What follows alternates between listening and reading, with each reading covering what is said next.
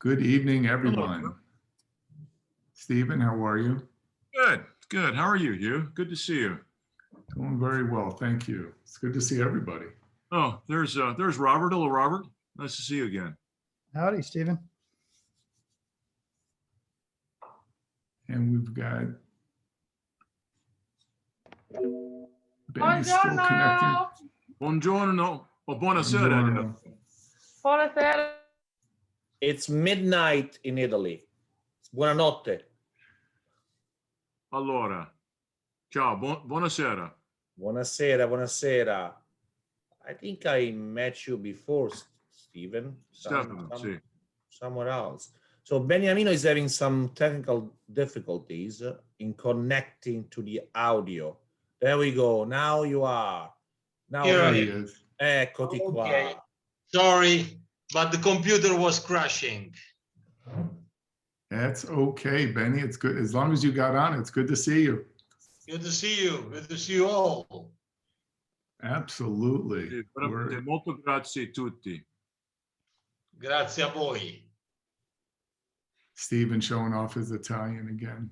Well, I miss Italy so badly. It's just, is it possible to travel? When do you think it'll be possible to travel there? I'm going in June. Are you? Yeah. I was there in October. So this answer, I'm not going to make you feel any better. I'm sorry, but I was there in October. And I think that restrictions are being eased as long as they are thinking about getting a vaccination passport. Portugal and Greece are pushing for this. So there is of course, it's a fluid situation, as we all learned. But if you're an Italian citizen, you can travel to Italy, even if you are reside in the United States. I have a passport. I still have to go through the motion of a negative test, and they require quarantining while you're there. There is no enforcement of it, of course, but it's still required. Am I saying this right, Beniamino? Yeah, absolutely. Absolutely right.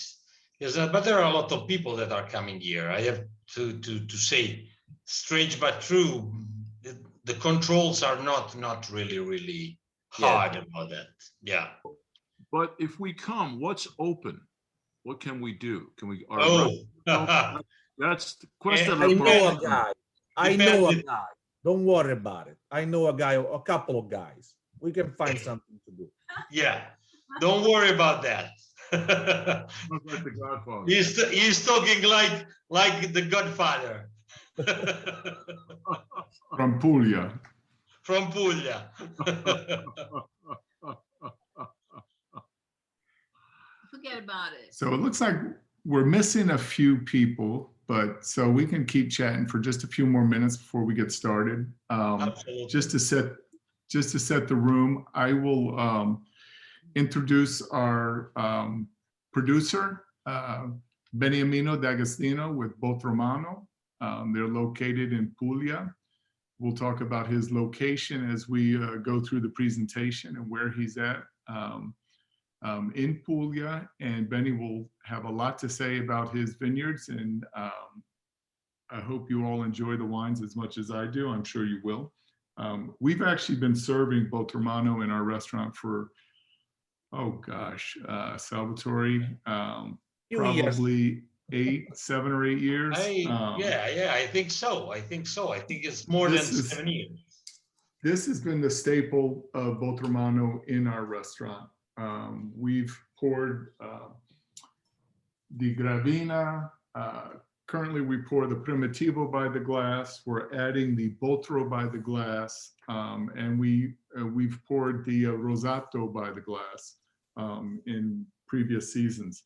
So he's a long friend of mine, and probably a longer friend of Salvatore's. But the wines, his passion, you can taste in all these wines. They're beautiful. Thank you, Jürg, about those kind words. Yes, you know, we are in Puglia. I know you know the shape of Puglia is like a booth, and we are the heel of the booth. is the longest region of Italy. It's more than 500 miles from top to toe. Exactly, Stephen. Perfect. You have your fingers on my own. Please remove it.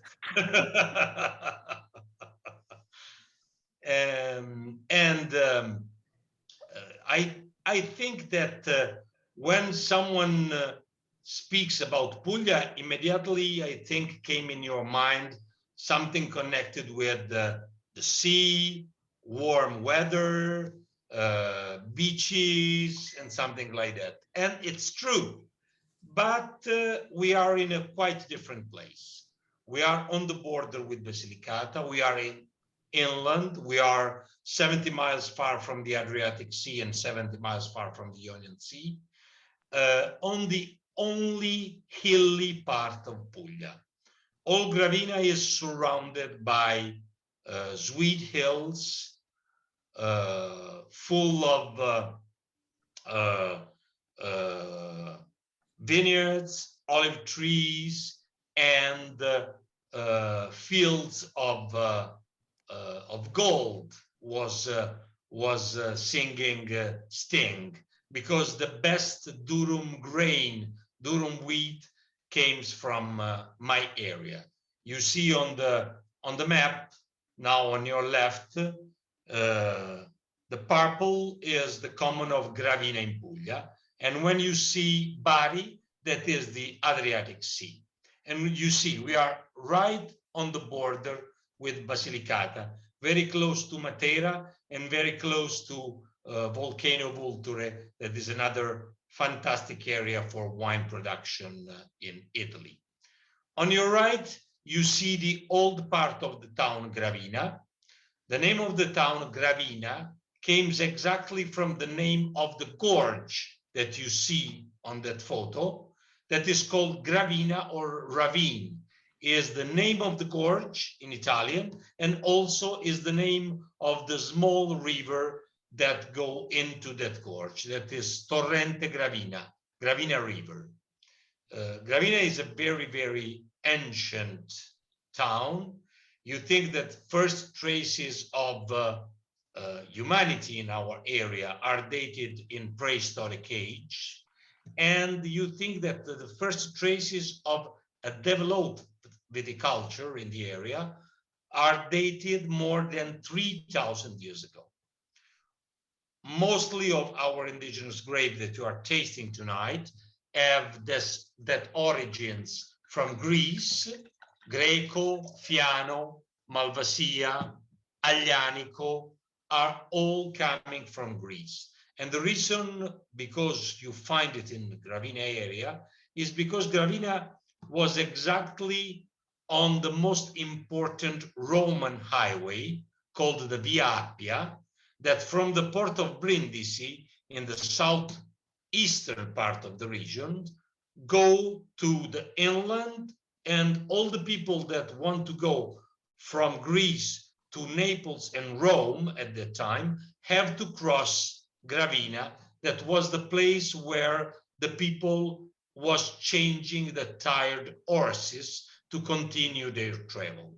And obviously, you know, like always happen in the antique times, all the goods that the people was carrying with them, where a plant or something found the perfect habitat, still remains in that area.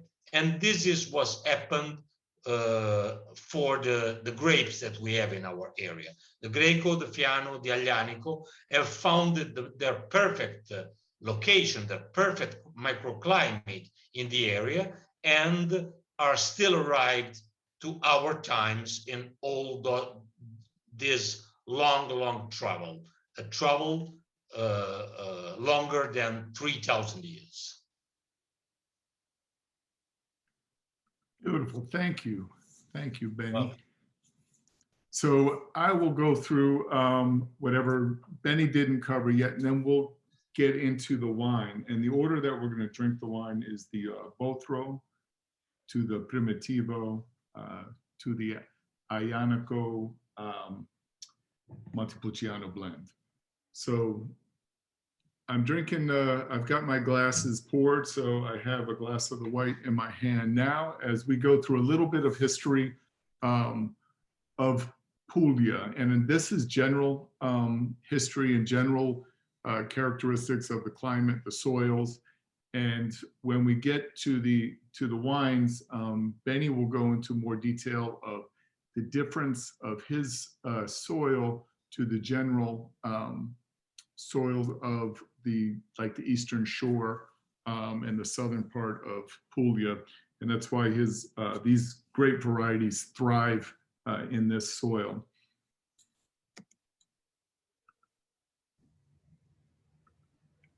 So topography, dominated by large calcareous plateaus, plains, low hills. The climate basically is Mediterranean until you get inland. It changes to a little more continental. As Benny will mention, he does get snow where he's located.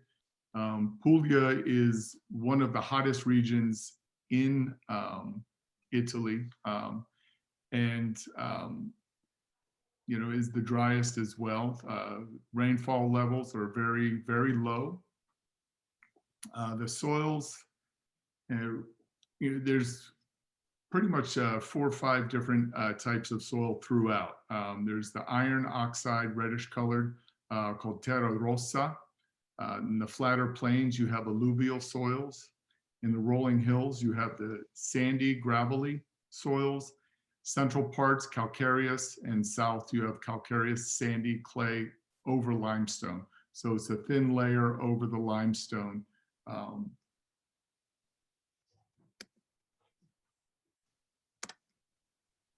And we saw the map here, and basically to get to Gravina, you land in Bari and you take the SS 96 west, and that should drive you right through the town of Gravina and the section of Gravina of Puglia.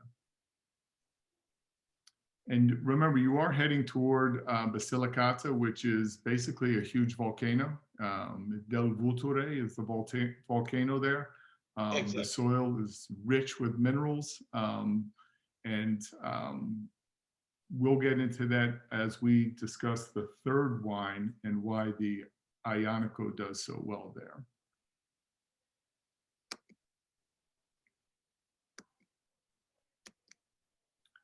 All right, so now we're on our first wine. And our first wine, before I give it over to Benny, are 2 native grapes from Italy. The first being Greco, and Greco is also known, nicknamed Greco de Tufo. It's from Campania.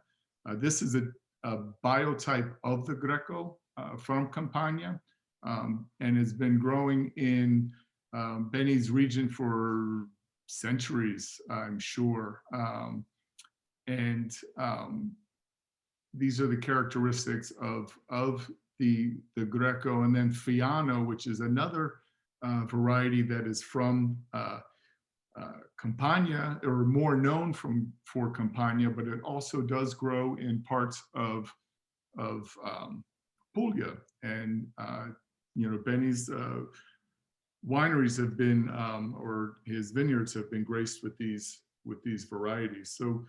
So Benny, let's go into the wine. And absolutely. Botro, this is you are tasting the first vintage of this wine. Ancient grapes, but new wine. This is a wine that was born with a philosophy. The philosophy of the winery, the philosophy that the winery have embraced since 2007. Just a little, few words about what usually happens in life of people like me. In 2004 was born my daughter. Her name is Lulu. Now she's 16 years old. And only in that moment, I have realized, and I think this happened to all of us when you have a children, that we have to do something to respect more Mother Heart. And since that moment, Botromagno has started its changing in a sustainable winery. We have started the program for organic farming all our vineyards. We have started managing the energy in sustainable way. And we have started planting every year 1 acre of forest to make the compensation of the emission of CO2 in our activity. And when I talk about compensation, I'm talking about all our travels all over the world, all the energy that we use for the production of the wines, every single human and polluting activity that we do in our life, not only in our winery. We have a small software that make the calculation giving the right database. And we have started this in 2004. And you think that actually Botromagno manage and have in a state a 30 hectares forest, born just for compensate our CO2 emission. This wine, the Botro, go in that direction, using only indigenous grape, using the most lighter possible bottle to save energy, even in production of the bottle, than in transportation, using recyclable materials as glass, and also the paper of the label, the back label, and the box, the case, are formed from recyclable material. This is on the sustainable side. The wine is a blend of 50% Greco, 50% Fiano, 2 typical indigenous grapes. And the target is to make a wine that has the typical characteristics of the grapes, the freshness, the acidity of the Greco, and the structure and the texture of the Fiano. At the same time, complex on your palate, long, but very easy to drink and very easy to pair with food. I'm gonna just say one thing, Hugh. The name of the wine is Botro. Botro. So when you say the name, you just have to have a little bit of accent at the end of the word. Botro. It's a little Very more fun Italian. to say it like that instead of Botro. Botro. Botro. Botro. Try it out. It's fun. When you're bored, you know, all of a sudden in the middle of the crowd, never. Just say it. See people. Everybody turn on their microphones and say it. Botro. Botro. Botro. Bravi. Bravi. Bravi. Botro. Well done. Botro. Bro, I like it. Botro. There we go. what's Love the it. significance of the name? Botro. Yeah. Botro. It's Botromagno. Botromagno is a funny joke about the name of the winery. It's Botro from Botromagno. So a little more fun. It's a little more light-hearted interpretation of it. Yeah. If you read on the back label, the philosophy is this: is made with organic grapes, is an Italian wine, and is uncomplicated. Is just to enjoy. And It's the best pairing for this wine, it's people. You drink it with people. That's the best ingredient. People and maybe some shellfish. Maybe. So, Benny, you're Yeah. telling me 16 years ago, your daughter gave you the inspiration to go bio. Yeah, I think exactly. that's awesome. I think every one of us, when we are leaving, especially when we are young, we are concentrating on ourselves. We are concentrating on what we're going to do, on our ambition, our target. We are like ta, ta, ta, ta, ta. When a child comes into your life, I think the perspective changed completely. And only in that moment, the human starts thinking about the future. This is what happens. Well said. Very, very simple. Well said. So just so everybody understands who might not be familiar with Greco or Fiano, those two white grapes are arguably make some of the best white wines in Italy.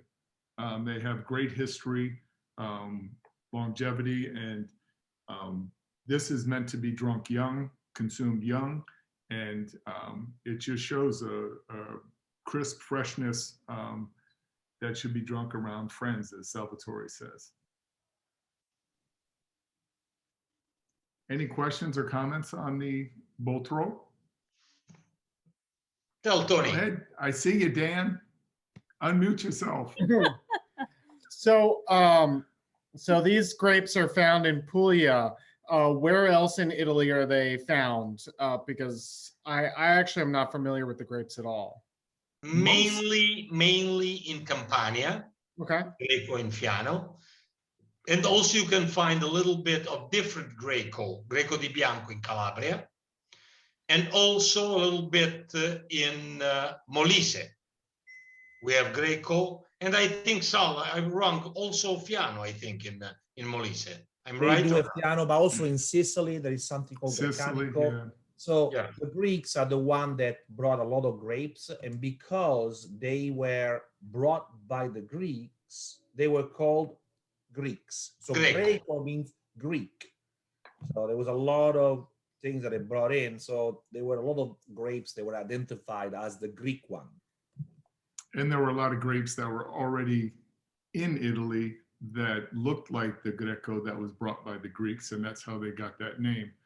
For instance, the Greco and Greco Bianco listed in the registry, Greco is the higher quality of all the Greco grape family, and it's listed as Greco Bianco. And then when you look at Greco Bianco, it's listed as Greco Bianco Bianco. So it's a white. But the name of the grape, Greco Bianco, is mostly found in Calabria. So, and that's a lesser quality. They're trying to work with it, but it definitely doesn't stand up to Greco that you find in Tufo and Puglia. I have a question for you, for the people that are tasting this wine. For me, this wine is the expression of my territory. Just before with you, we was talking about the soil, the terroir, the climate. I think you have in the glass my land. How do you feel it? There are characteristics of this wine.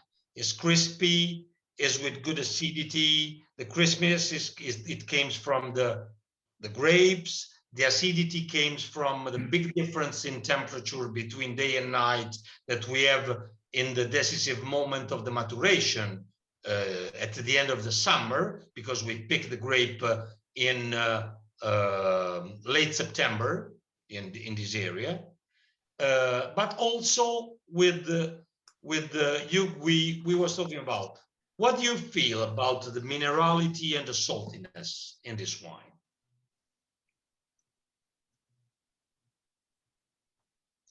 I know Steven's got some words. Come on, Steven. Well, okay. We just did a tasting with Giorgio Locasio, No, Giuseppe. or Giuseppe, who we really have come to like. Thank you very much, Hugh. And I would recommend to anyone supporting him. But we did a tasting of ancient Roman wine last week, where we did a Fiano di Lavolino and a Palangina, and for the whites, and then we did some other things for the reds.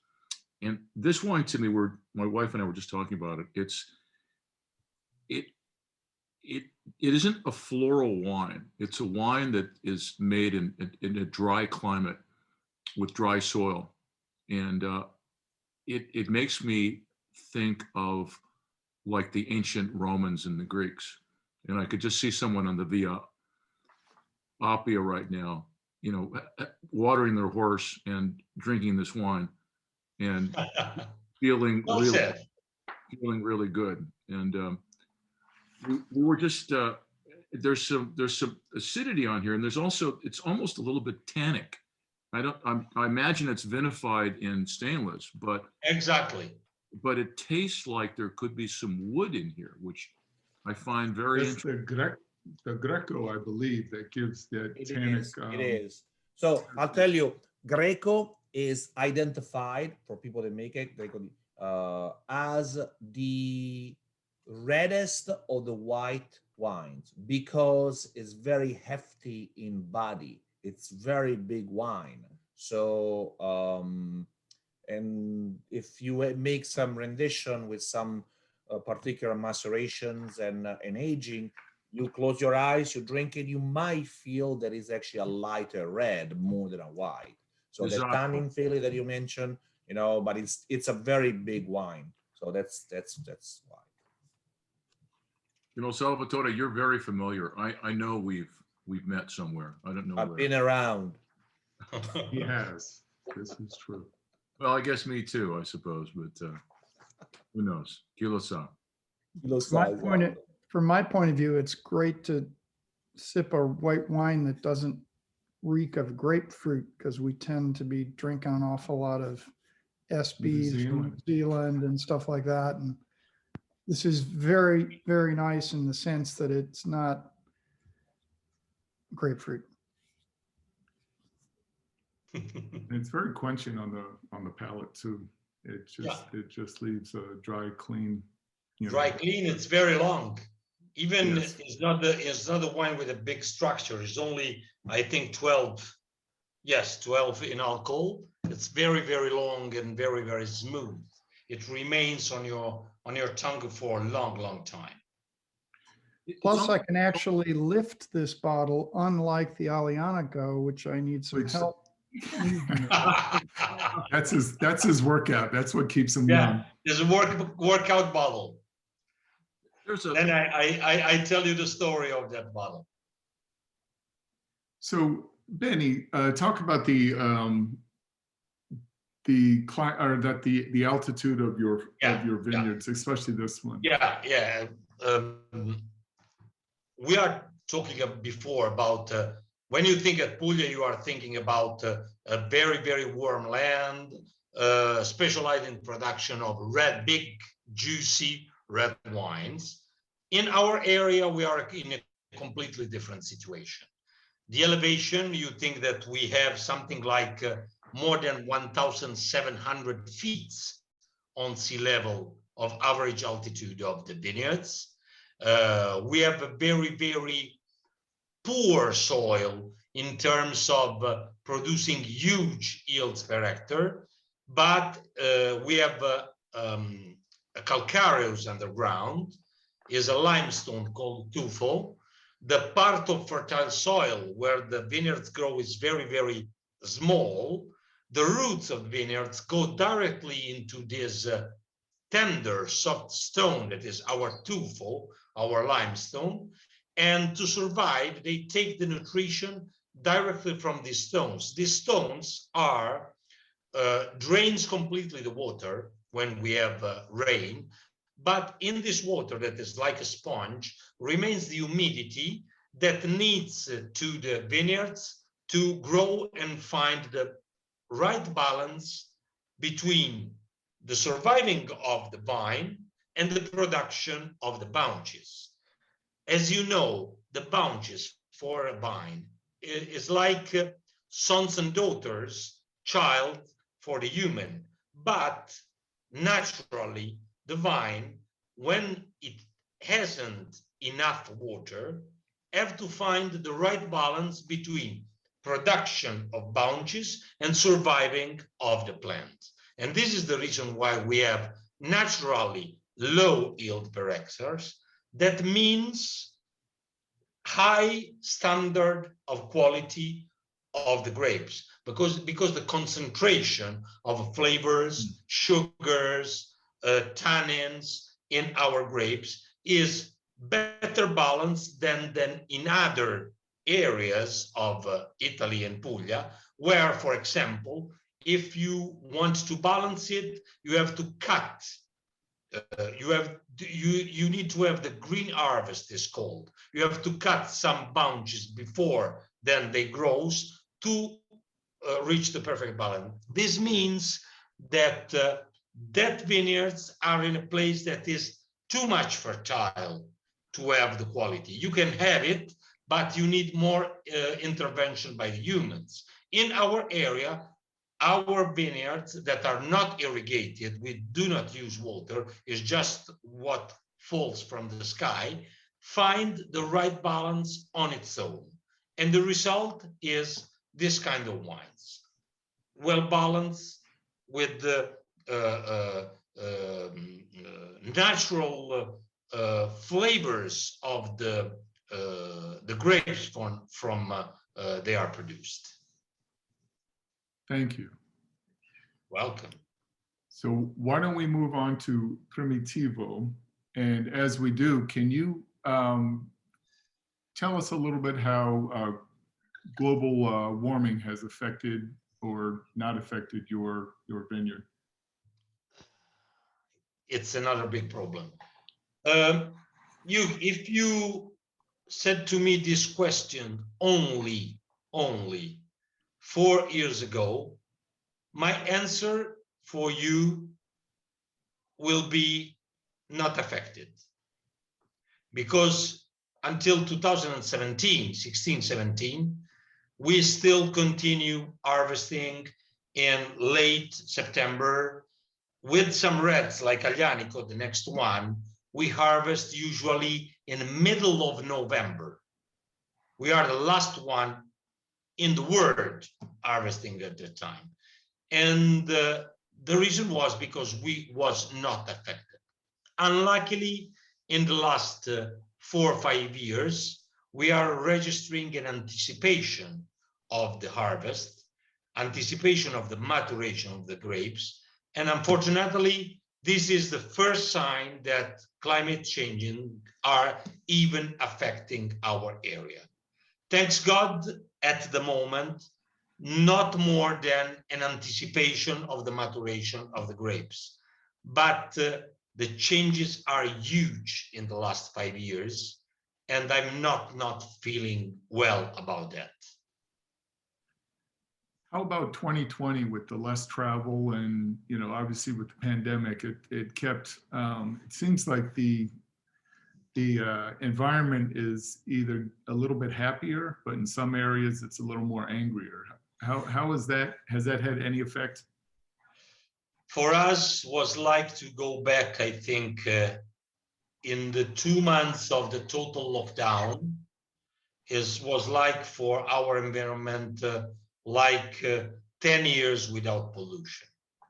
I see with my eyes the strength of our Mother Earth, our nature. In 2 months, is completely changed. No pollution, fresh air, right maturation, the sea. You can't believe the cleanness of the sea where Salvatore was born, the Ionian Sea, and when usually I went for the vacation. Incredible. The water was like when I go to Castellaneta Marina on the Ionian Sea since I was 5 years old. Now I'm 56. The water in 2 months was like 50 years ago. Incredible. That is incredible. Incredible. If you think what can happen to the earth if the human decided to, for example, stop huge pollution for 2 months every year. A dramatic That would change. be pretty amazing if we could do that. Yeah, yeah. As long as it doesn't disrupt my travel to Italy, I'll be okay with that. Well, All right. look what happened to Venice since Yes. the pandemic.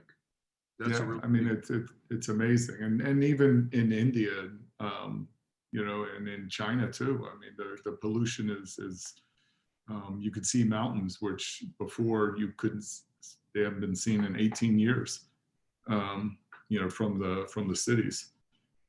So now we're going to travel on to the Primitivo. Primitivo is a relative to California's Zinfandel.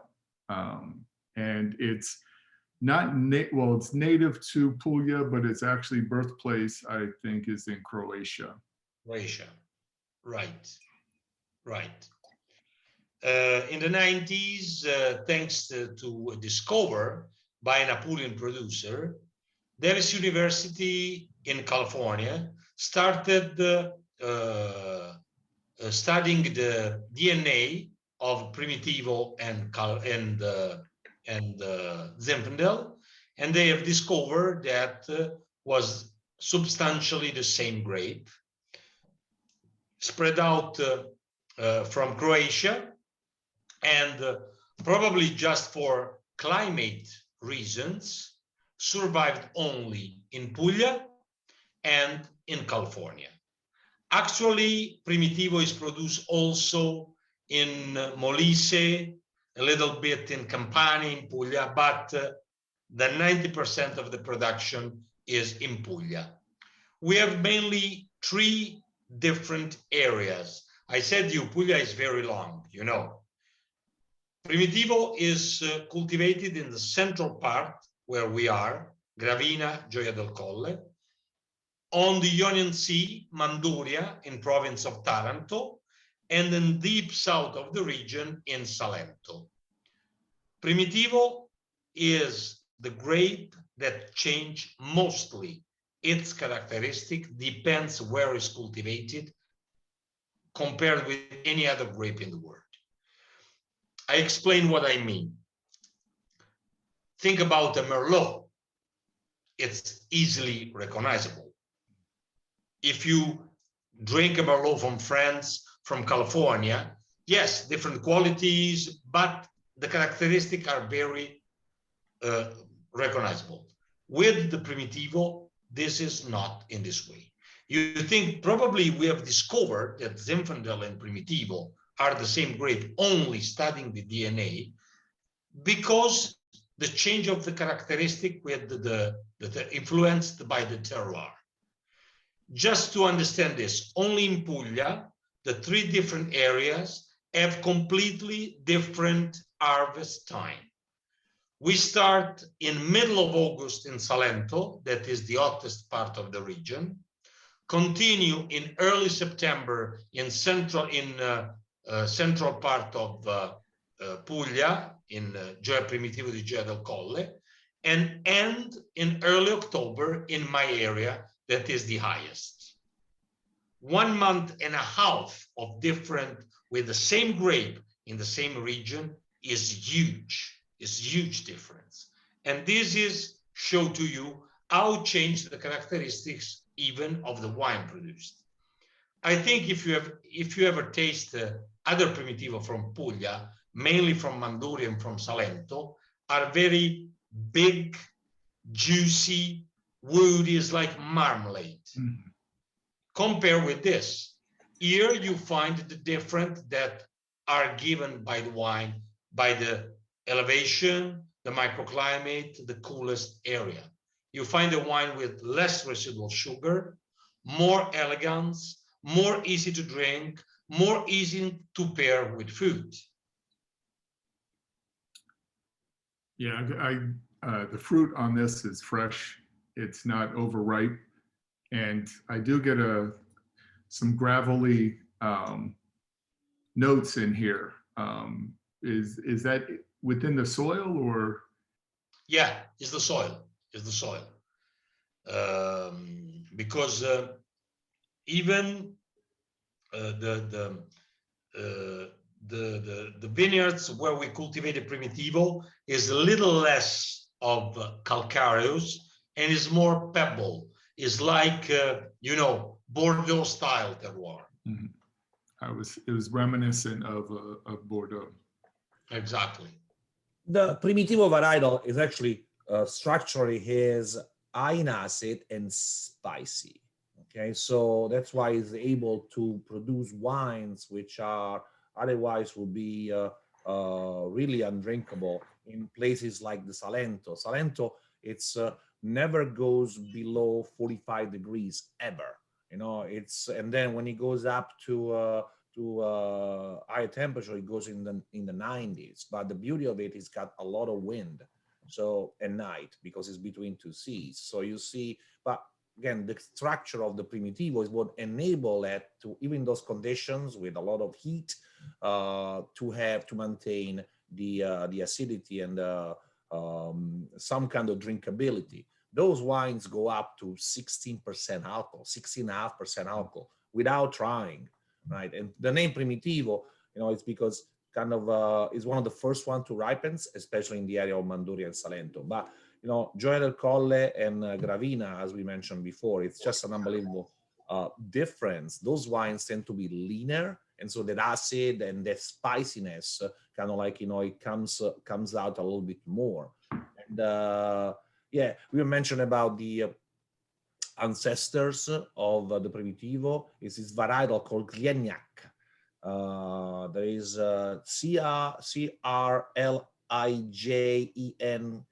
CRLIGENCAK.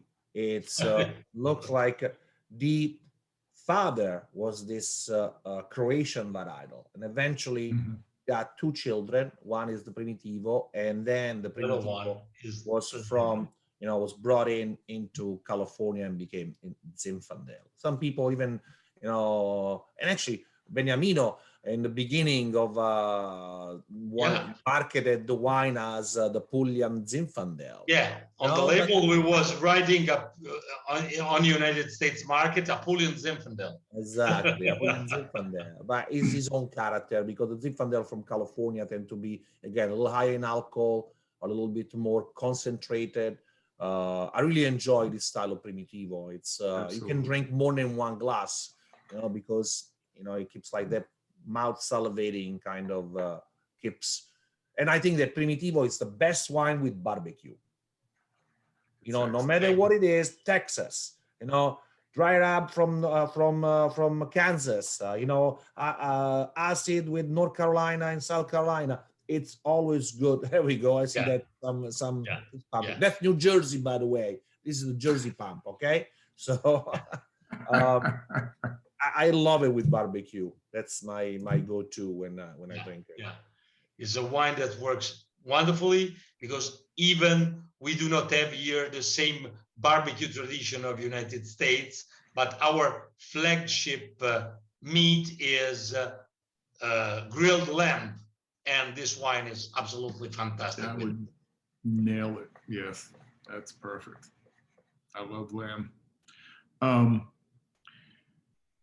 Yeah, this one is it's 14% in alcohol, but the acidity helps balance that out, and you really don't feel that heat. It's you know, it's deceiving. It's perfectly merged with the structure of the wine.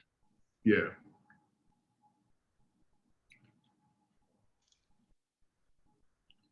So, shall we move on to the heavy bottle, if you all can pick it up? The big boy.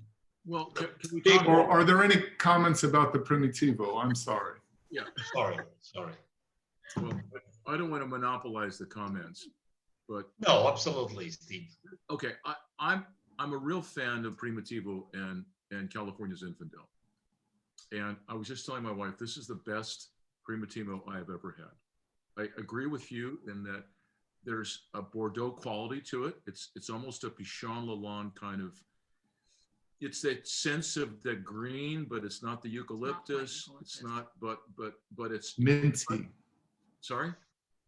It's got a little minty to it. Yeah, exactly. And it's totally balanced. The mouthfeel is, it's almost like a Pinot in a way. It's so velvety, and the finish is. I mean, I could drink this all day long. This This is an exceptional wine. Just so everybody knows, I don't pay Stephen to say all this. Stephen loves his Me too. wines, and Me he too. always has great comments. And thank you, Stephen. Well, all right. Well, thank you. And those days, there's nothing else to do but drinking all day, so it's fine, right? But really, this is a beautiful, beautiful wine, and we've got to go down to Puglia. I mean, And let's talk about price point. I mean, the price point on this wine is ridiculously great. I mean, look at your package that you received. Those of you who received who purchased from Sherry Lehman, these wines, you know, the big boy on that wine expense was this next wine that we're going to taste. The Primitivo and the Botro are high quality, very affordable wines that you can drink daily if you feel the need to. Summertime hits, that Botro is going to be getting some workout. All right, so let's go to our third. Big boy. Third, and it's a blend of Ionico and Montepulciano. And, Right. The Ionico is Ionico del Vulture biotype, which is found in his neighbor's yard, Vulture, Basilicata. There's a huge volcano that they say the top of the volcano looks like a vulture. I don't know how true that is. I've seen pictures where they kind of make it look like that. If you came from my highest vineyard, the Poggio al Bosco vineyard, we can see the vulture exactly. Really? When it's All right. clear, yeah, you can see absolutely this shape of the volcano. So it looks like a vulture with its wings Exactly. extended. Open. Exactly. So Ionico is one of the, if not the oldest grape variety of Italy. It's one of the oldest, if not the oldest. And it's found basically in 3 regions. Its most important regions are Campania, Campania, and Basilicata. And then also found in other parts of southern Italy, and Puglia being one of them. It's nicknamed, generally it's nicknamed the Barolo of the South. So it really, that tells you the testament that the Italian people feel about the wine and the quality that comes from Ionico. So Benny, take it, baby. Let's talk about your wine. First of all, the story of the big bottle. Heavy. This was born as a celebration bottle because with the vintage 2001, we have reached the 20th edition of this wine that you have to know is considered a Apulian classic. Is one of the 3-4 red Apulian wines that are considered iconic, especially in Puglia, obviously. And for that reason, with my brother, we decided to make a celebration bottle, and heavy bottle, and changing the label, because the label at the beginning was in this way, was black with silver character. And we decided to go in the opposite way for the front label with the silver and black. And the idea was just for the celebration bottle of the 20th vintage of the wine. When we moved back to the normal bottle the year after, all our customers was complaining about that. They love the shape of the bottle. And despite I don't like it because it's costly and is the only bottle that we have that is in contrast with our sustainable way. You know, usually we say in Italy, and I think even in United States, customers is always right if he pays. And we have maintained the workout bottle, the heavy bottle for this wine. I have to say, all over the world where we sell this wine in Italy, we sell this wine in the United States, we sell this wine in Japan, we sell this wine in Holland, we sell this wine in Switzerland, in Germany.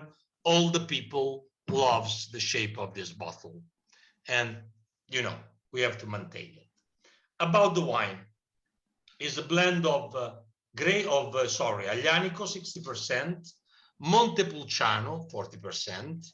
Montepulciano is also considered an indigenous grape because it's the only grape that we know exactly when was imported in our area.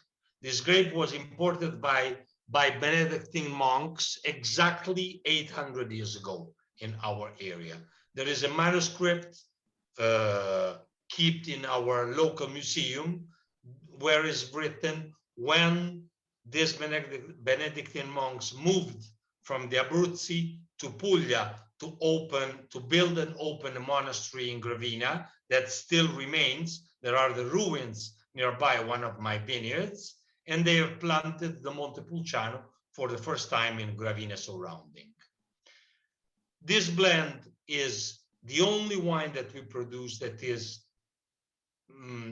aged in French oak for 2 years, but not new oak, second and third use oak, because the reason is not to give any vanilla or wood taste to the wine.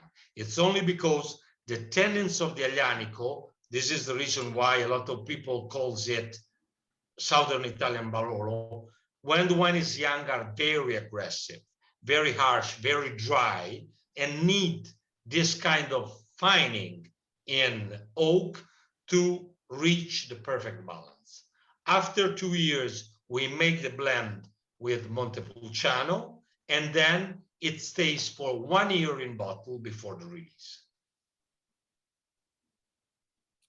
So the first two wines that we had were both in stainless steel, and this one is fermented in stainless and then aged in barriques. French oak barriques, 2,225 liters each of second and third use. Is Allier wood, medium toasted. Benny, can you please tell us something about the name Pierre de la Vigne? Yeah, Pierre de la Vigne, literally translated, means Peter of the vineyards. The reason of the wine is because the legend says, I think you know our, come si dice, Salvatore, il sommo poeta, Dante. You know Dante? You did good. Yeah, the Divine Comedy. And Dante Alighieri. Dante Alighieri. Pierre de la Vigne was the right-hand man of the Emperor Frederick II of Swabia, that was the dominator of all south of Italy around 1200 to 1050. He has built several castles in Puglia, and one of them was built in Gravina, was the hunting castle of the Emperor Frederick II of Swabia. Hunting castle because still now in Gravina, we have the forest di Fesa Grande, is the most important green lung, green area of central part of Puglia. We are talking about a forest of more than 3,000 hectares in total. And during the age of the Frederick the Emperor was very, very rich in game, in hunting. The Emperor was a big hunter. He loves the falconry, and Gravina is the land of small falcons called Falco Grillaio.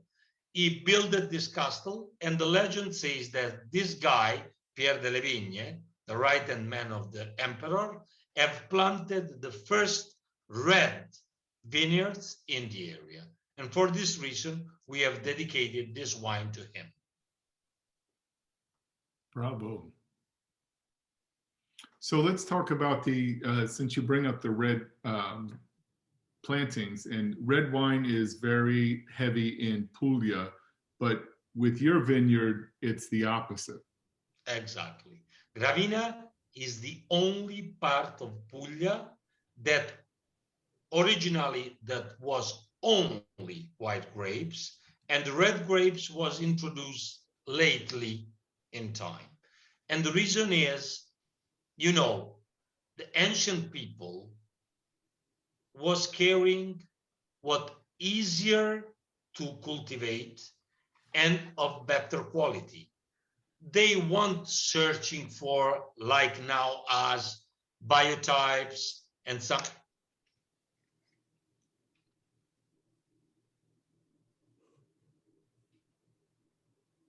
You okay there? Yeah. Sorry, can you hear me? My Yes. computer is. Can you hear me? Yes. Yes. Okay, Yes. because my computer is flashing.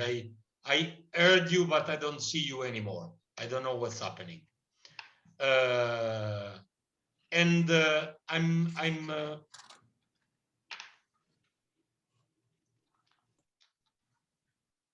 We can see you as long as we can see you. That's what counts. Okay, You're okay. the pretty Okay. face of the group. And and oh, now it's working again. And you know, in my area was easier to manage in cause of the climate. Once again, the microclimate, the altitude was easier to manage white grapes, and this is completely different from all the rest of the region. And this is the reason why red grapes are arrived in my area later, also because the people that was living there wasn't afraid about cultivating red grape, because we are literally surrounded by red grape. We have the red Aglianico in the near Basilicata. We have the red Primitivo in the near Gioia del Colle. We have the other red on the Castel del Monte area. We are completely surrounded by red grapes, and we are the only spot where was cultivated only the best white grape of central part of Puglia. And what other varieties do you grow on your, although we're not tasting them tonight, but we will look for them and taste them in the future? We cultivate also as a philosophy only indigenous grape. We cultivate Greco, Fiano, and Malvasia, and a little bit of Falanghina for the whites. Falanghina is another grape that we have in common mainly with Campania. And also we cultivate Primitivo, Aglianico, Montepulciano, and Nero di Troia for the reds. Nero di Troia, if you have the opportunity to taste it, is a suggestion, is the wine that I used to drink at home. For me is the next big thing from Puglia, because it's for me the most versatile and original red grape from south of Italy. If you have the opportunity to catch some bottle, is quite rare to find in the United States, because there isn't a huge production of Nero di Troia in Puglia, but for me is the most versatile, interesting, and food-friendly varietal at the moment that is coming from Puglia.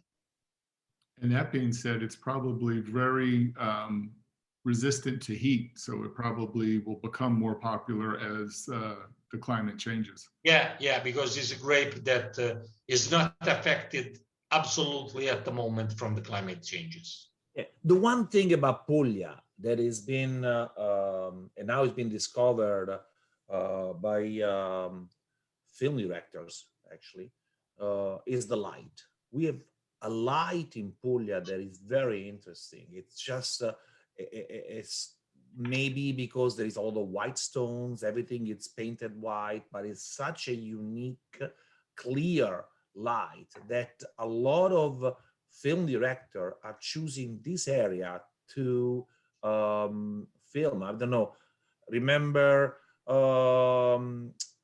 The Passion of Christ by Mel Gibson, 15 miles from where Beniamino lives. Exactly. Ben-Hur, the second, the remake of the Charlton Heston classic, again, was made right there. And if you give me the screen sharing rights, Hugh, I can show you something else, which is known as, let's say, ancient. Let me see if I can share my screen. Let me see if I can figure that out. One moment. All right, meanwhile, but you'll see a lot of movies recently are filmed in Puglia. Have you seen the last movie by Sophia Loren, which soundtrack won a Golden Globe the other day? It was the last movie that Sophia Loren just made. It literally was released last October. Again, she's from Naples, but the movie was filmed and took place in Bari, which is the largest city where Beniamino lives. But so Salvatore, at the bottom of your screen, there's a little bar there. The green says share screen. Yeah, but you have disabled the. Yeah, you have disabled. Even me, I'm trying, but it say that you have disabled the condivision. And I'm sorry about the little thing here, but I think it's funny for you. It's fun for you to see. It's enabled, so you should be able to do it. I'm sorry. Nice. Okay. I didn't want Dan and Fleming to show some videos of inappropriate stuff. All right. Can you see my screen? Yeah, we see.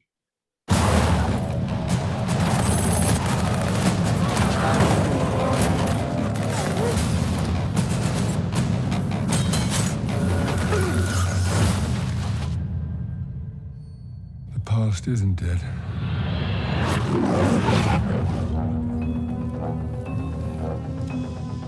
James, fate draws us back together. Now your enemy is my enemy. His name is Safin. And what does he want? Revenge. Me. When her secret finds its way out, it'll be the death of you. You can imagine why I've come back to play. There's a young lady in Santiago I want you to meet. You're late. When you're ready. Salute. I met your new 00. She's a disarming young woman. I get why you shot him. Yeah, well, everyone tries at least once.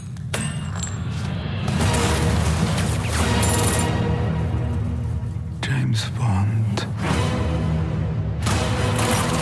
We both eradicate people to make the world a better place.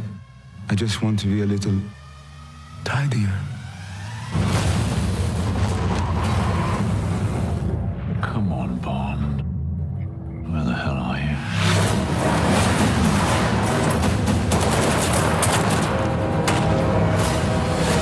Have you ever flown one of these? Nope.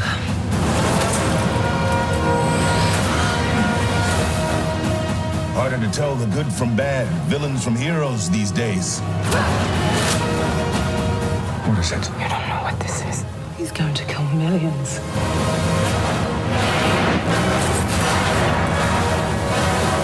If we don't do this, there will be nothing left to save.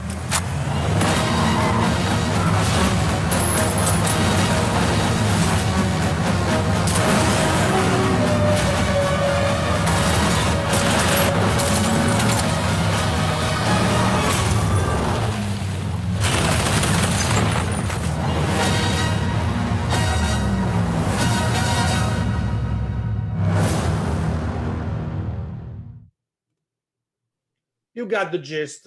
So that is Gravina in Puglia.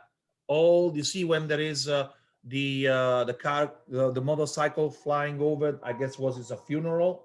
That is the latest James Bond movie was supposed to be released last year in April, on Earth Day, I remember, 24th of April, but it was delayed because of all the COVID thing. But that is where Beniamino lives, where I visited many, many times. And it's an enchanted place. It's a lot of caves, a lot of underground.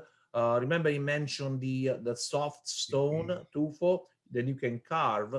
And literally, we went to visit Beniamino for our Christmas dinner. Which, you know, I fly literally for a weekend to have dinner in Italy with my producers. And he took us to an underground spa where, you know, the old pools, you know, the cold pool, they're all in the stone, in the rock. It was a fantastic experience. So I would suggest to go and visit, not only for the wine, but also for the food, you know, and for the places that it's just an enchanted place. That's it. And not to mention, but that's a typical Saturday night in Gravina, and it's an autobiography about Benny and Alberto. Yeah, they drive around jumping over, you know, bridges. Causing problems, creating a little ruckus. Well, I have to say with this, and I know we haven't really heard from the audience about this last wine, but the Montepulciano and the Ionico together, I think, work very well, and it's outstanding. And this is one of the wines that I've had on my menu, you know, consistently for a long time, and this is why. It's beautiful. It's just to explain a little bit the reason why this blend was born. You have to think that this wine was born 30 years ago. 30 years ago, even the techniques in the winery are completely different than now. And my enologist at the time, Mr. Severino Garofano, that was the father of the most important red wine from Puglia, is an historical winemaker for Puglia, decided to make the blend of Aglianico with Montepulciano because at that time was the only way to give to the tannins of the Aglianico the right, you know, roundness and balance to the wine, because the tannins, again, of the Aglianico on their own was very, very difficult to manage at that time. Nobody was thinking at the time that this wine will survive 30 years and became a classic from Puglia. But the reason why this blend was born in Gravina 30 years ago was exactly this: to merge the overpower structure and the noblesse of the tannins of the Aglianico with the elegance and the smoothness of Montepulciano. And I think, sorry for saying, but I think that we have done a nice job. Absolutely, I think it makes the Aglianico more approachable, more immediate, as you said, and you don't have to let it age as long as some of the other producers who do the 100% Aglianico, like in your neighbor there, Basilicata. The vintage I have is 2015. Is that the current vintage? Yeah. We are just probably the 2016 will be released in few months. I think just after this summer, but it's the current vintage. And I said, you have to think, the harvest, at least 2 years in oak, at least another 1 year in bottle before the release, and then the time to spread all over the world. And is a wine that we haven't reached the duration.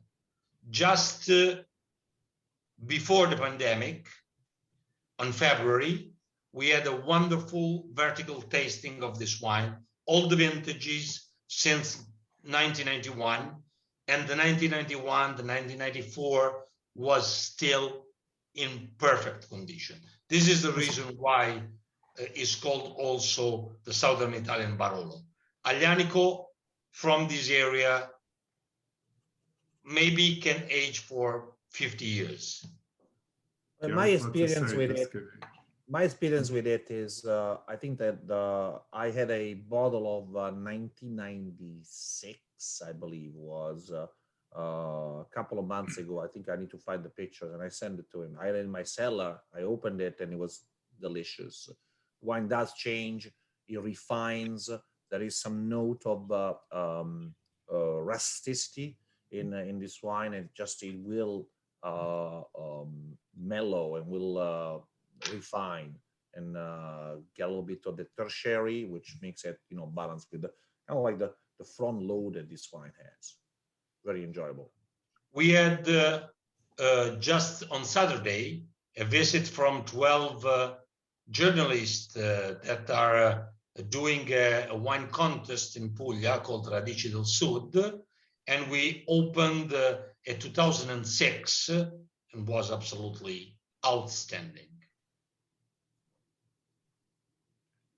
I love it. I mean, both these grapes, Montepulciano and the Aglianico, age well, but Aglianico has a longer life opportunity, and yeah, I would. I guess my invitation got lost when you did that vertical.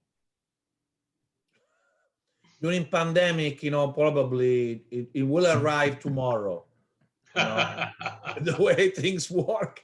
You know, U.S. Postal Service. I love it. I love it. I love it.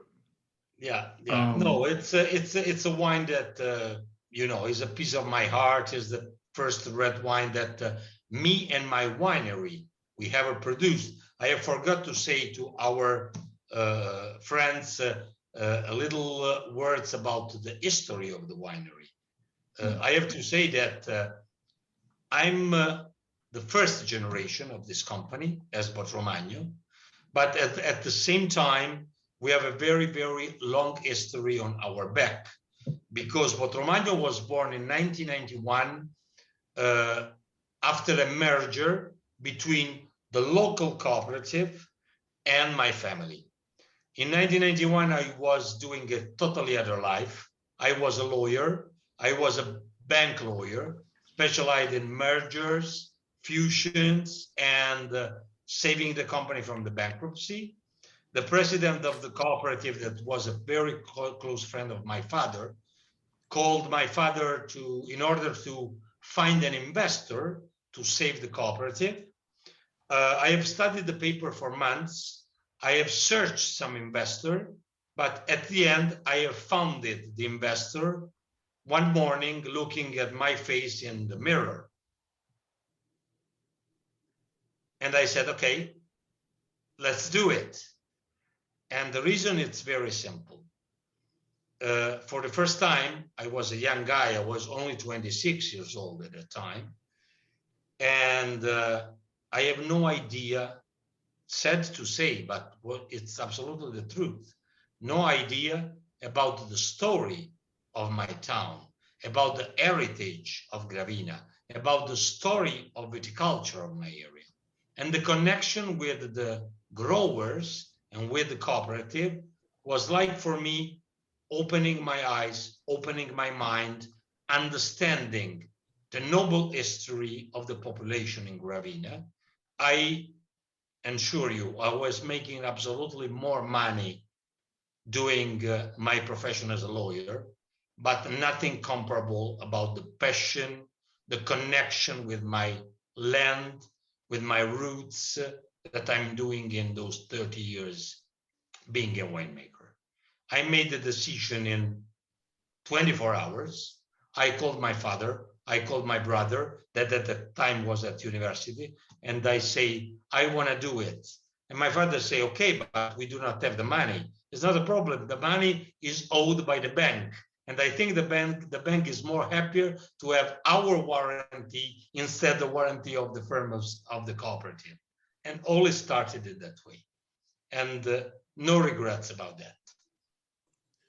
So I see there are some people that are not sharing their video, but if they have question, you know, please put them in the chat. I think I know some of you. Georgette, we might have worked together in Mediterranean at one point. You know, please, if you have any questions, put it in the chat so that we can answer it. Absolutely. Oh, Deborah. You don't look like a Deborah. well, Deborah's putting plates back in the kitchen. And you're So- drinking. Okay. And I'm drinking. Absolutely. What do you think about That's the wine? awesome. I like it very much. We tend to buy wines based on sentiment, which means that we've got my wife, Deborah, was educated in France, so we have some attachment to French wines, and we've been there a lot, and not yet Italy, although my family is originally from Naples on my mother's side. The name is Valleca. I don't know if it matters, but I really like Chianti, and the closer to Naples the wine is, the more I like it, it seems. There we So go. this is quite nice. This is quite nice. That's a good measurement stick. I like it. You know, I'm very close to Naples too. So So I just thought I'd be friendly and turn on the video. awesome. Well, it's good Like to to see see you. happy faces. Right, Hugh? It is, absolutely. It means the wine's doing its part. It's making people happy. Any other comments? I thought that my Italian husband would be able to answer this question for me about the pronunciation of Ionico, but is it in Italian, is AG pronounced as kind of like an I, and then L's are pronounced as a Y? Silent. G is silent. It's actually not silent. It's you gotta use it's you gotta put your tongue on Kind of your like a Y. palate. You gotta put your tongue on your palate and say yeah. Aglianico. So it is silent, but if it was A, it will be Aglianico. This is Aglianico. There is a slight difference that G does, the GL. Say it. Let's say it together. Very good. Ionico. Very good. Aglianico. Puglia. Ionico. Puglia, Aglianico. Puglia. Same GL, yes. Botro.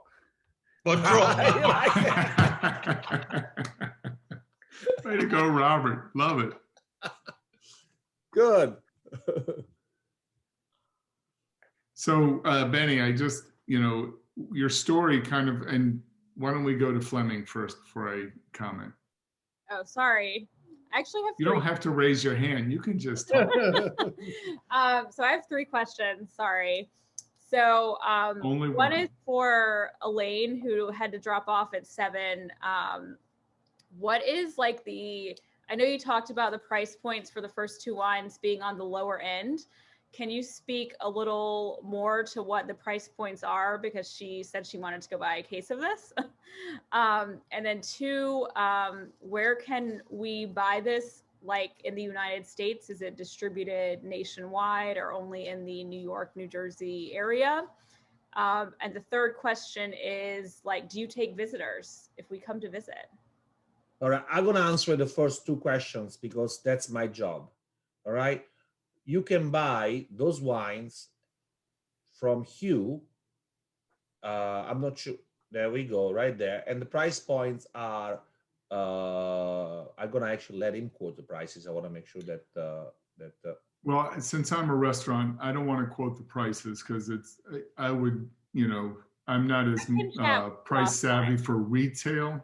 Okay. So then I'll do that. So you can go, if you to Sherry Lehman in New York, they will send it to you via mail if you want to. But it's the Gravina, the Botro, it was $10.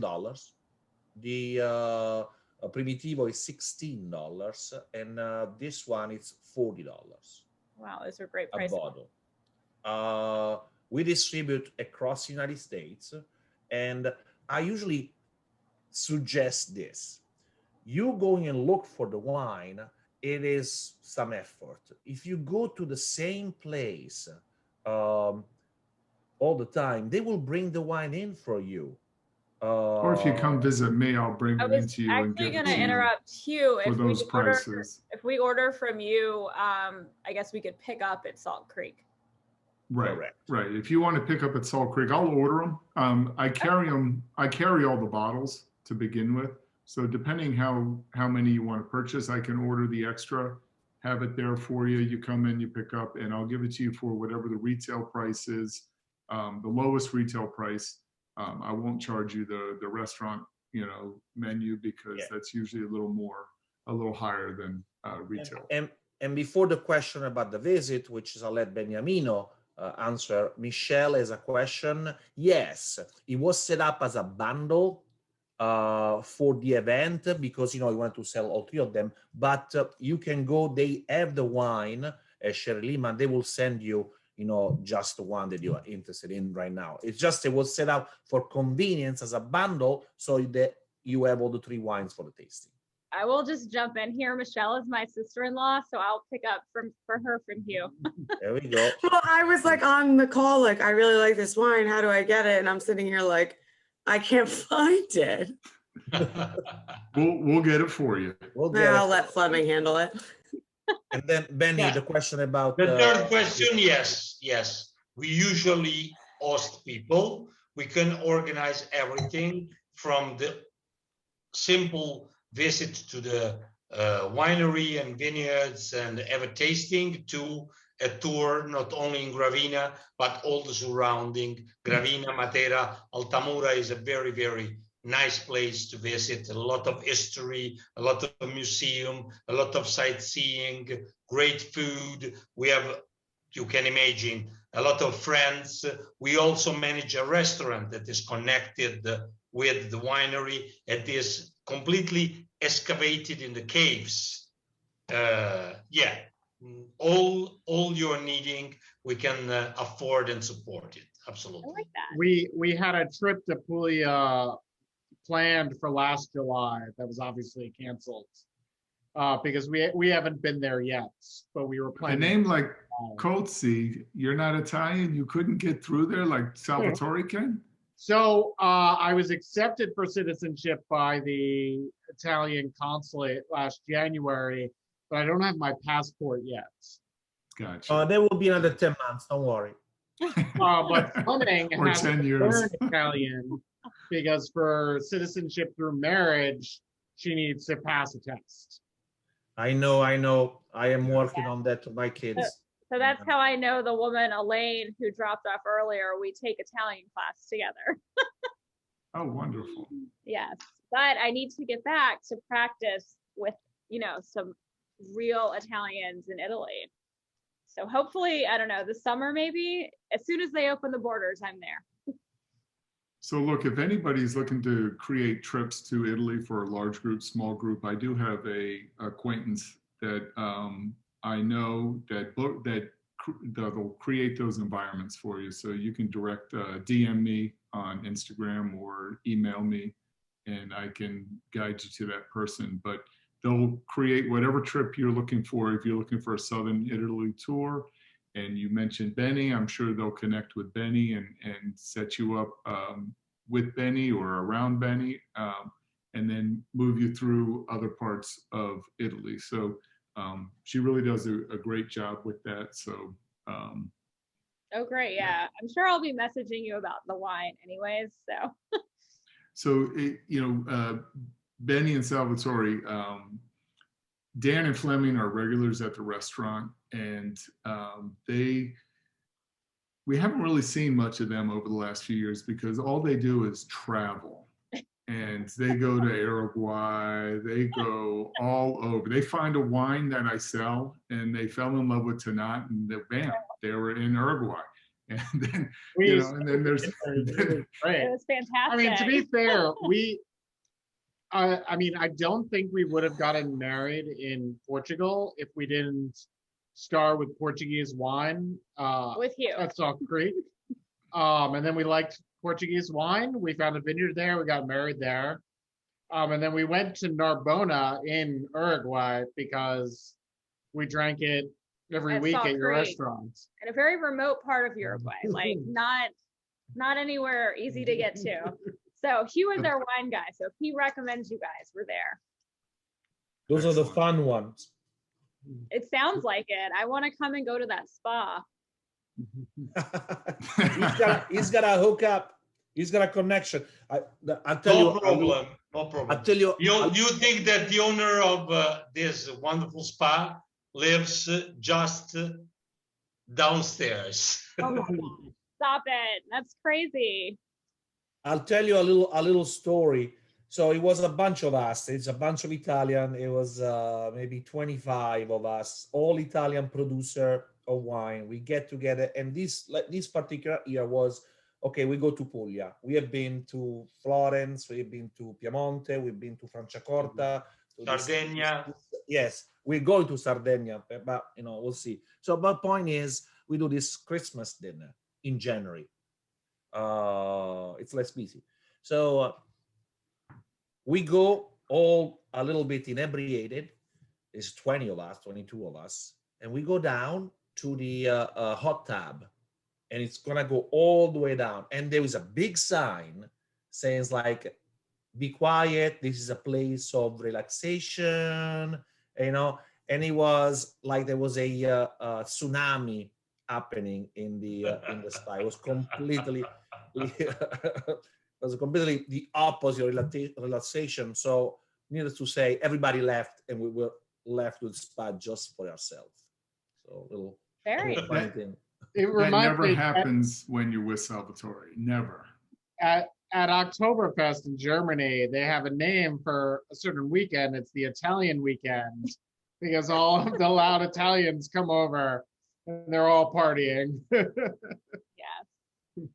Well, I must say I don't remember my visit to what do you call it, to Oktoberfest. I was 22, I think. I don't remember anything. Me too. Me Gotta too. go The only back. thing that I remember, my last Oktoberfest, I was 18, is that I woke up at 5 o'clock in the morning in the middle of the square. On Italian weekend. An Italian weekend, yes. Italian weekend's the best weekend. I'm telling you that James Bond clip is Benny and his brother. Yeah, it's good. We have jumped from a bridge, but not in Gravina. With Leonardo Locascio in Minnesota, Oh. we do bungee jumping before With the Leonardo? Salvatore start working with Winebow. Yeah, With there Leonardo? was a lot of bonding trips, a lot of excursions that Leonardo. By the way, the first wine that the company that I worked for brought in was a wine from Puglia, from the Salento. It was a Salice Paolino. Salentino. Yeah, it was a contract on a piece of paper, napkin, like bar napkin, for 200 cases. And the winemaker of that particular wine was, Severino Garofalo, which is the winemaker that it was mentioned by Beniamino before. Yeah. So there's That a invented the Pierre de la Vigne. Yeah. So Salvatore, do you work for Winebow then? I do. For the last 20 years. He is the vice president of the Heritage Division of Portfolios. I run a team of portfolio specialists. So we do, we take care of the higher end part of the portfolio and the what we call the long tail, the things that need a little bit more attention. We are just like the Comsobin or the Special Forces, the Green. We go where it's difficult. We go and do things that perhaps require a little extra skills and finesse. I mean, I'm not saying this for gloating. It's just that's my job, So my last visit with, Salvatore lives near the restaurant, so he stops by quite often. But our last trip together, I was down in Charleston. I found out Salvatore was in Charleston, and we're in Charleston right before the nationwide shutdown.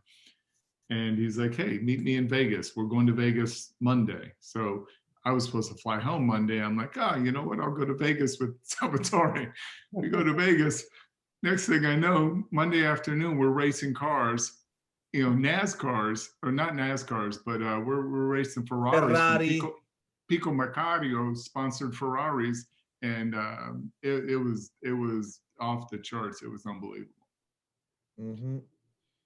Well, So, these- Corey, do you import many Sagrentinos? Because I find that really hard to find. No, it's a small area in Umbria, and there is few producers. We used to bring in a Sagrantino. We do have some in stock from Riccardo Cotarella, I believe, but at the moment we do not. Okay. I can find you that too, guys. Oh, Just you reach can? out to me with Oh, we will message you yeah. here. All right. And Yeah, give me a list of Salvatore- what you're looking for. And Salvatore, Obviously, we like Tanat, so we like Sagrantino. Yeah. You like tannins. We Yeah. like Tannins. Yeah. It's Yeah. good for the Okay. heart. Petit Keeps you healthy. Verdot, Sagrantino, and Alicante Boucher. we've had that. I don't. We What is have. that again? It's a French grape, but it does well in Portugal, Spain. Yeah. in Spain. But Portugal, it does really well in Alentejo region. Yeah. Also is one of the grapes used in the Morello di Scansano as well. They use some Alicante in the blend. And it's just being added to the Bordeaux blends because it's very heat resistant. So it will Also very red. grow with the climate. Yeah. and What are you Salvatore- cooking, Sal- Heather Salvatore- DeMarco?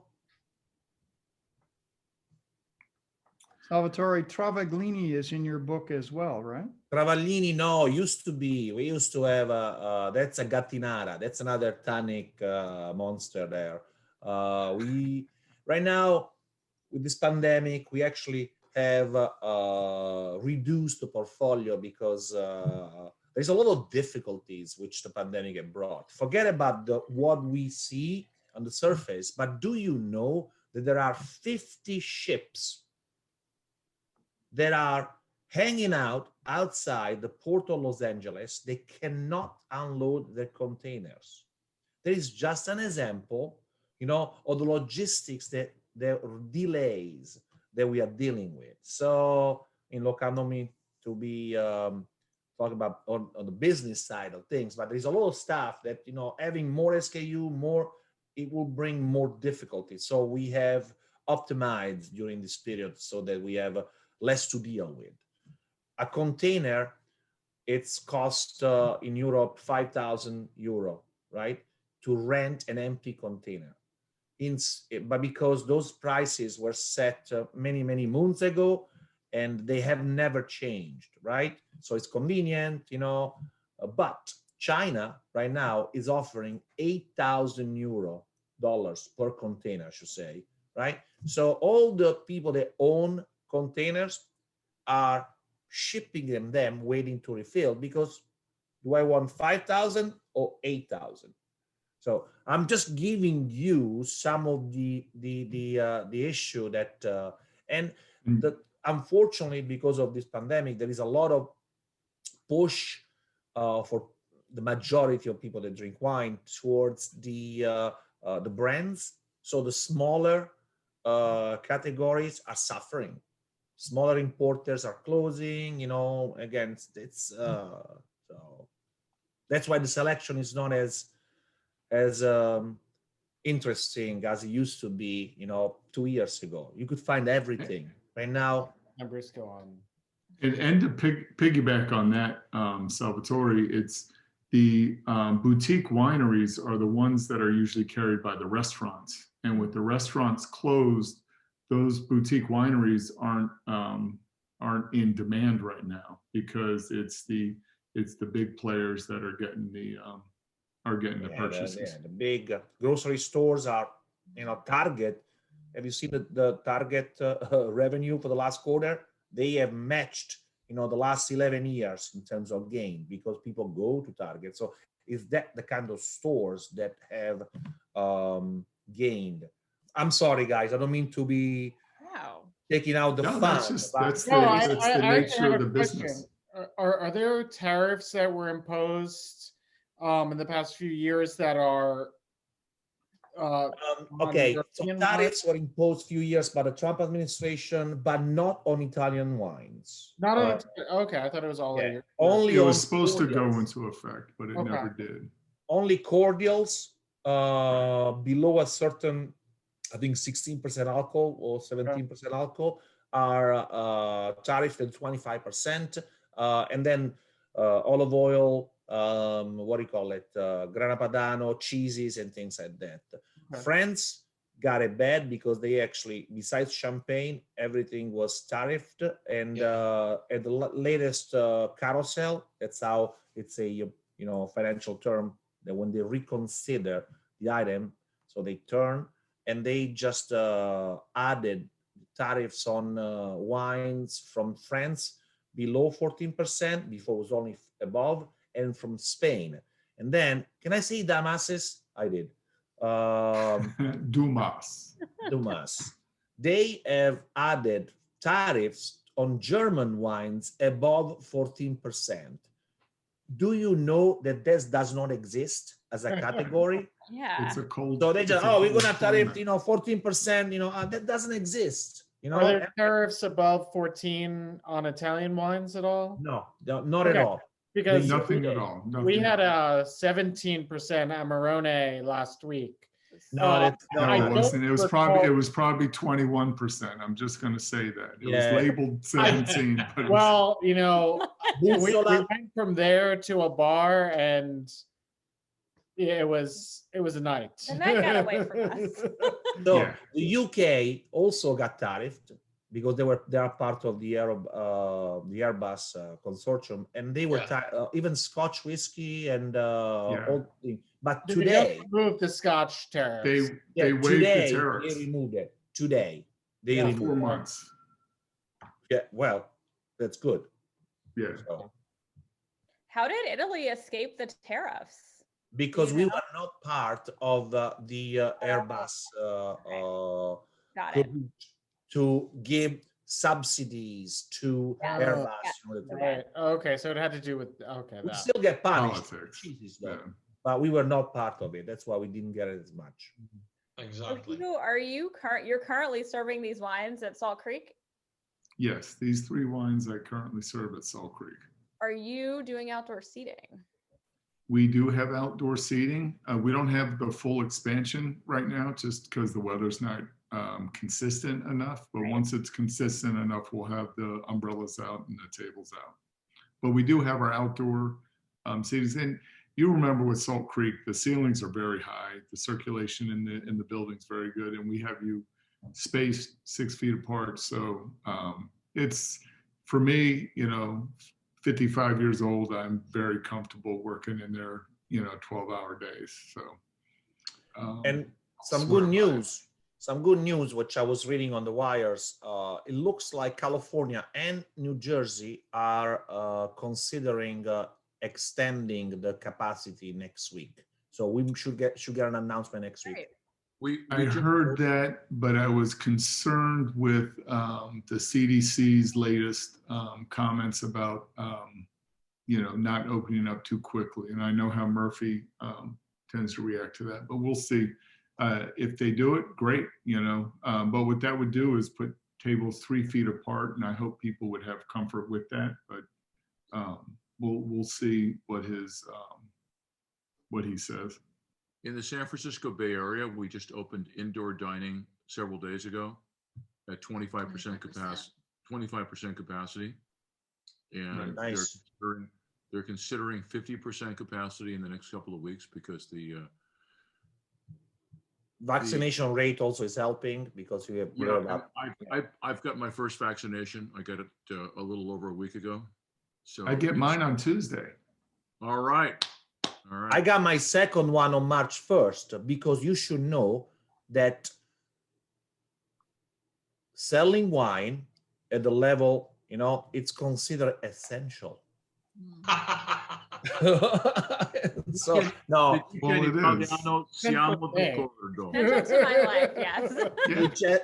it's just supply chain because we service grocery stores. The grocery store need to be open. Remember during the lockdown, we were able to to walk around because, we weren't. And liquor stores were left open too. Oh, ci intendiamo. That would be even better. Ci intendiamo. Intendiamo. Benny, the last question might not be the last question, but since I'm thinking, and I don't mean to change the subject, but what other style wines do you produce? Do you produce any sparkling or sweet? Yeah, we produce a rosé, we have talked about. Nero di Troia and Primitivo, we produce 2 rosé, Nero di Troia and Primitivo based. And we also produce very small quantity of, for us, traditional sparkling wine called Verdeca. Is like, just to explain, to understand for you, like a southern Italian Prosecco, that is the style. And also we produce a dessert wine called Gravisano. Is made 100% from Malvasia grapes, dried on the wrecks like Amarone style, under the sun naturally, then fermented in new French oak. The oaks then we use as a second and third use for the Pierre de la Vigne. We use the fermentation of the passito to, to keep the fresh vanilla from the new oaks and prepare it for the red wines.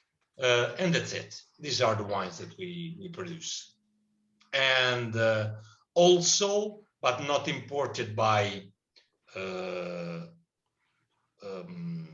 Weinbo, we produce a small quantity of another brand called Poderi d'Agostino that is organic and vegan certified wines. Sweet. Excellent. And just for those of you who aren't familiar with Uva de Troia, the wine is medium body and weight. And it has very Wine is medium body, usually tannins. is 12.5 to 13.5 degrees in alcohol. It's with the natural, very lively tannins. It seems like is a passage in barrique, but the tannins are completely natural, with great acidity and, I repeat, great versatility, especially in pairing with food. For me, is the only red that you can pair easily, even with fish, for example. Yes. That and frappato from Sicily. Yeah. And Barbera, certain ones. Yes, some are there. Yes, certain ones. Yes. Excellent. Okay, I'm hungry now, guys. I don't know about you, So but am I. I'm starving. You guys keep talking. especially seeing Heather, which is cooking here. Yeah, like what is she cooking? And is she cooking enough for everybody? Come on down to North Carolina. No barbecue though. No curbside, no delivery. No barbecue, why not? Not tonight. Tonight was ginger pork over rice with a cucumber salad. Nice. Nice. What? Nice. Like Okay. He just did that So in like. we're having the primitivo. Very nice. Now, Good pairing. Heather, tell me about the Primitivo now, since from the first time you tasted it to how it's tasting now. I'm getting more of the spices the out of it So I have as to it's say opened up. we were having some meats during the beginning part of the course, and one of them was like a peppered meat, and so we definitely had some spice with that along with the Primitivo. So that was a little tough to kind of judge the wine at first. But personally, I still think it tastes very earthy to me, is what I just keep saying to my husband, is that and I think you Hugh kind of said it was gravelly, and I think that I can kind of agree with that. Absolutely. Absolutely. Excellent. And I see Lara is also cooking or something there, is eating. What are you cooking, Lara? We decided to do a whole Puglia themed. Nice. To go with Nice. it. So we have some orecchiette with broccoli rabe and some braciole and focaccia. Wow. God, where's the So invite? is your last name A Voodoo with the Olina? Yeah. With a vowel at the end?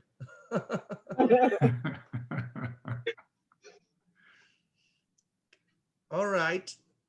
All right, everybody. I think we're keeping Benny up. I mean, right now it is almost 1:40. 1:40. It's AM. almost 2 in the morning for you, Benny. Thank you It's very okay. much He's used to for. it. It's not a problem. I said in another life when I was young, I was a disco DJ. This is normal time for me. I usually started working at this time when I was young. It's not a problem.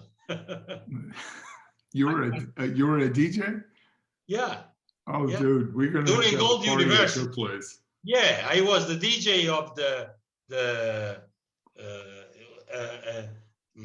a place called Camelot as the Rare 2, and we will start dancing. It's the place where all the people of my university going at night, and we start on Thursday and end on Sunday morning. And usually I don't sleep from Thursday to Sunday morning when I was at university. So Salvatore, can we arrange this party where Benny's gonna DJ? You've been at my 4th of July party, have you? No, not yet, because I usually have one myself. I think you've been at one a few No, years ago. I think you came to mine Yes, I did. when I was doing the pig, but I don't think I've been to yours because I usually have family come up Well, from. I have a DC, party Maryland. for the 4th of July at my house. Usually I have about 100 people in my yard, and a few people. Yeah, maybe we can do something like that.